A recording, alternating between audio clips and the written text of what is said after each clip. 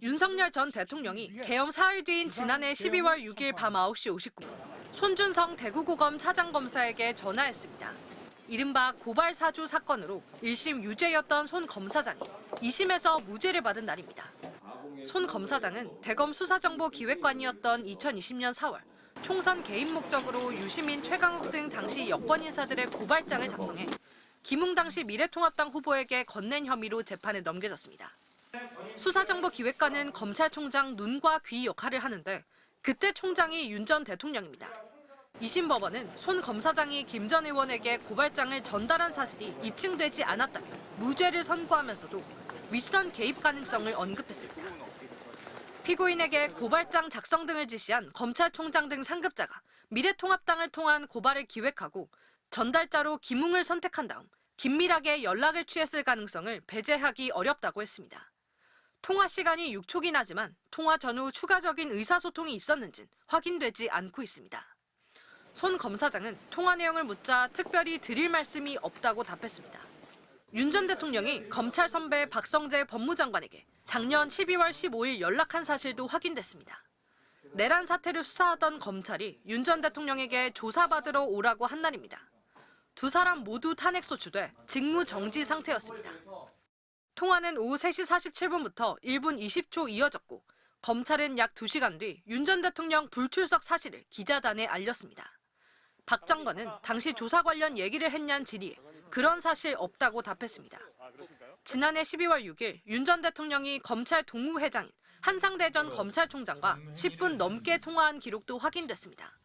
한 전 총장은 윤 전 대통령 구속 취소 청원을 독려하고 탄핵 반대 시국 선언까지 했던 인물인데 당시 통화 내용을 묻자 답하지 않았습니다. MBC 뉴스 유선.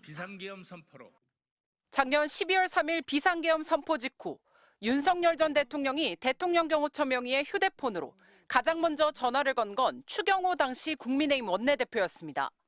밤 11시 22분, 윤 전 대통령과 추 전 원내대표는 약 1분간 통화했습니다. 그리고 밤 11시 26분에는 당의 중진인 오선 나경원 의원에게 전화해 40초 정도 통화했습니다. 국회에 계엄군이 들이닥치기 30여 분 전입니다. 나 의원과 윤 전 대통령의 계엄 당일 통화 사실이 확인된 건 이번이 처음입니다. 나 의원은 당시 통화 내용에 대해 윤 전 대통령이 전화해 미리 얘기를 못했다고 했다면서 계엄 선포 이유를 묻고 싶었는데 빠르게 통화가 종료된 걸로 기억한다고 했습니다. 윤 전 대통령이 전화로 비상계엄 선포 사실을 전하며 미리 얘기하지 못했다고 했다는 추 의원의 앞선 설명과 비슷합니다. 한동훈 당시 대표는 국민과 함께 계엄을 막겠다며 의원들에게 본회의장으로 오라고 거듭 지시했지만 추경호 당시 원내대표가 소집한 비상의원총회 장소는 1시간 사이 국회, 당사, 국회 예결위장, 다시 당사로 바뀌며 혼란이 극심한 상황이었습니다. 결국 계엄 해제 요구안 표결에 참석한 국민의힘 의원은 18명이었습니다. 추경호, 나경원 의원과 통화는 윤 전 대통령이 비화폰으로 계엄군 지휘부와 경찰 수뇌부에 직접 지시를 하던 무렵에 이루어졌습니다. 윤 전 대통령이 추 의원과 통화한 직후 박안수 계엄사령관에게 비화폰으로 조지호 경찰청장한테 계엄 포고령을 알려줘라고 했고 나 의원과 통화한 이후에는 조 청장에게 비화폰으로 다 체포해 불법이야, 포고령 위반이야라고 지시했습니다. 윤 전 대통령이 계엄 선포 당일 국무위원들과 휴대폰으로 직접 통화한 사실도 확인됐습니다. 오후 7시 41분 박성재 법무부 장관, 오후 7시 54분 조태열 외교부 장관, 오후 8시 6분 김영호 통일부 장관, 오후 9시 42분 최상목 전 경제부총리입니다. MBC가 확보한 윤 전 대통령의 통화 내역은 지난해 11월 8일부터 12월 18일까지입니다. 윤 전 대통령은 계엄 이후 대통령실 참모나 변호사 등과 주로 통화를 했는데 현직 의원으로는 추경호, 윤상현, 나경원, 인유한 의원과 연락했고 국민의힘 대선 후보인 김문수 당시 고용노동부 장관과 계엄 엿새 뒤 한 차례 통화했습니다. MBC 뉴스 박솔립입니다. 12.3 비상계엄 다음 날 저녁 서울 삼청동 대통령 안가에서 모인 박성재 법무부 장관과 이상민 전 행정안전부 장관, 이완규 법제처장, 김주현 대통령실 민정수석. 계엄 후속 대책을 논의하거나 제2의 계엄을 모의한 것 아니냐는 의혹이 쏟아졌지만 이들은 연말 모임 정도였다고 해명했습니다.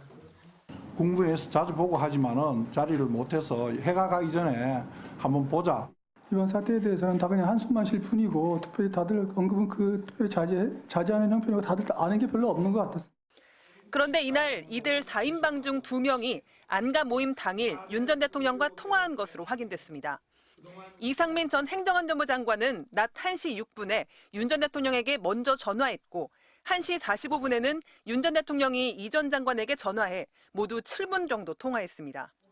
이 전 장관은 경찰 조사에서 첫 통화는 의원들을 국회에 출입시켜 계엄 해제가 빨리 해결되는 바람에 유혈 충돌 없이 잘 끝났다고 격려하는 내용이었고 두 번째 통화에서 윤 전 대통령이 정말 절박했다. 탄핵 때문에 도저히 해볼 도리가 없다는 소회를 말씀하셨다고 진술했습니다.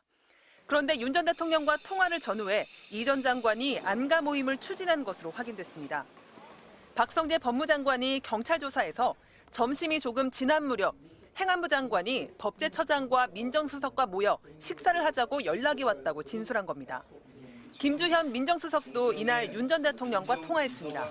윤 전 대통령은 오전 11시 18분에 먼저 전화를 걸었고 안가 회동이 끝난 밤 10시 43분에 또 전화를 걸어 두 번째 통화가 이루어졌습니다. 이날 두 사람은 약 7분간 통화했습니다. 법률적으로 어떻게 대처할 것인가? 그런 내용으로 뭐 상의 드리거나 그런 그럼 무슨 내용으로 통화해서 글쎄요 뭐 특별히 기억나는 거는 없습니다. 김 수석은 윤 전 대통령과 통화 내용에 대해 일일이 기억나진 않지만 당시 상황은 청문회를 통해 설명했다면서 당시는 대통령 직무정지 전이기 때문에 대통령과의 통화가 특별한 것이 아닐 것이라고 답했습니다. MBC 뉴스 조희원입니다.